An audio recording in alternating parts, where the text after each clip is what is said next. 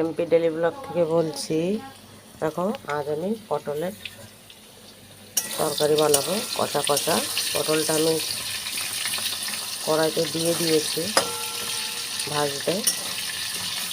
যদি হট করে ঘরে কোনো অতিথি চলে আসে তাকে তো কিছু খেতে দিতে হবে। আর এই যা গরম পড়েছে, রাস্তায় বেরোতেও কিন্তু বন্ধুরা ইচ্ছা করছে না। তাই আমার হাতের কাছে পটল ছিল, আমি এইটার তরকারি করে দিচ্ছি। দেখো আঙুল চেটে খাবে এমন করে দেবো সবাই মিলে। দেখো আমার পটল আর আলুটা ভাজা হয়ে গেছে। এদিকে আমি 6-7 কোয়া রসুন, 6-7টা কাঁচা লঙ্কা আর একটু আদা নিয়ে নিয়েছি। এটাকে আমি পেস্ট করে নেব। এদিকে পটলটা আমার ভাজি হয়ে গেছে, এটাকেও আমি নামিয়ে দেবো। দেখো আমার পটলটা ভালো করে ভাজা হয়ে গেছে। এরকম করে পটলটাকে ভেজে নিতে হবে, কেননা পটলটা এমনি একটু জল জলে ভাব। আর যদি ভালো করে না ভাজা হয় ভালো লাগে না। এরকম লাল লাল করে এটাকে ভেজে নিতে হবে, বাদামি বাদামি এরকম করে। এবার এটাকে আমি নামিয়ে দেবো। আমি তেলের উপরে 2টো তেজপাতা দিয়ে দেবো। ওই তেলেই একটু সামান্য তেল দিয়ে দিয়েছি। আর আমি চিমনিটা চালু করে নিই, তা না হলে বহুত অসুবিধা হবে। চিমনিটাকে চালু করে দিলাম। এবার আমি মশলাটা দিয়ে দেবো। এই মশলার ভিতরেই আমি দিয়ে দেবো এবার হলুদ, লবণ। দেখো এটা আমি এবার দিয়ে দেবো হলুদ, লবণ। এগুলো তোমরা তোমাদের আন্দাজ মতো দিয়ে দেবে। এই আওয়াজটা কিন্তু চিমনি চলছে বলে আওয়াজটা হচ্ছে, তোমরা মনে করো না অন্য কিছু। এটা চিমনির আওয়াজ। মিলিয়ে নিলাম। এবার এতে দিয়ে দেবো একটু জিরের গুঁড়ো। দেখো 1/2 চামচ মতো জিরের গুঁড়ো দিয়ে দিলাম। মিলিয়ে নেব।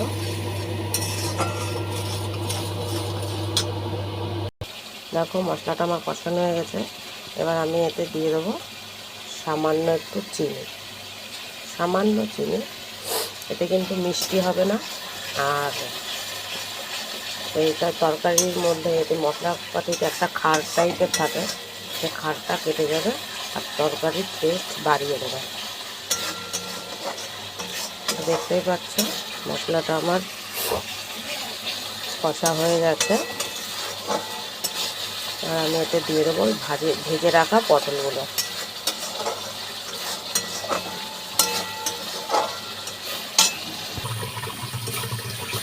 দেখো আমার পুরো মশলাটা সুন্দর করে কষানো হয়ে গেছে। এবার আমি এতে দিয়ে দেবো পটলগুলো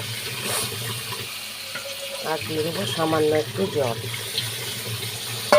দিয়ে এবার এটাকে নাড়িয়ে চাড়িয়ে দেবো।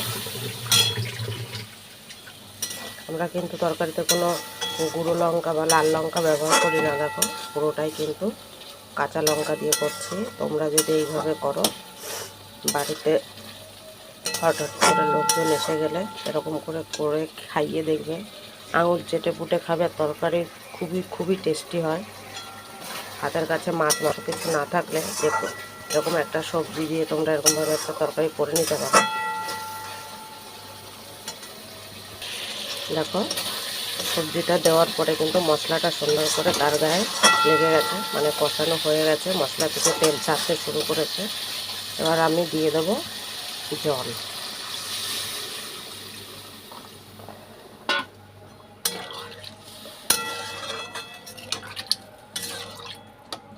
এবার আমি এটাকে কিছুক্ষণের জন্য ঢেকে দেবো। দেখো আমি ঢাকনাটা খুলে দিয়েছি। আর আলুটা সিদ্ধ হয়ে গেছে। ঝোলটা এবার কমলে নামিয়ে দেবো। দেখো তরকারিটা আমার হয়ে গেছে। আমি সামান্য একটু একদম একটুখানি গরম মশলা দেবো, দিয়ে এবার এটাকে আমি নামিয়ে দেবো। তোমরা এভাবেই বাড়িতে এরকম করে তরকারি রান্না করে দেখবে, বাড়িতে কোনো অতিথি আসলে এরকম পটল দিয়ে তরকারি করে দিয়ে দেবে, খুবই সুন্দর হবে, খুবই টেস্টি হবে। বন্ধুরা তোমরা ট্রাই করে বলো কেমন হয়েছে, কমেন্টে অবশ্যই জানিও। আর ভালো লাগলে লাইক কমেন্ট শেয়ার করে দিও, সাথে থেকো, পাশে থেকো। বন্ধুরা তোমরা সবাই ভালো থাকো, সুস্থ থাকো, খেতে থাকো। Bye bye. আমি তো সবজিটা আবার নামিয়ে দিচ্ছি।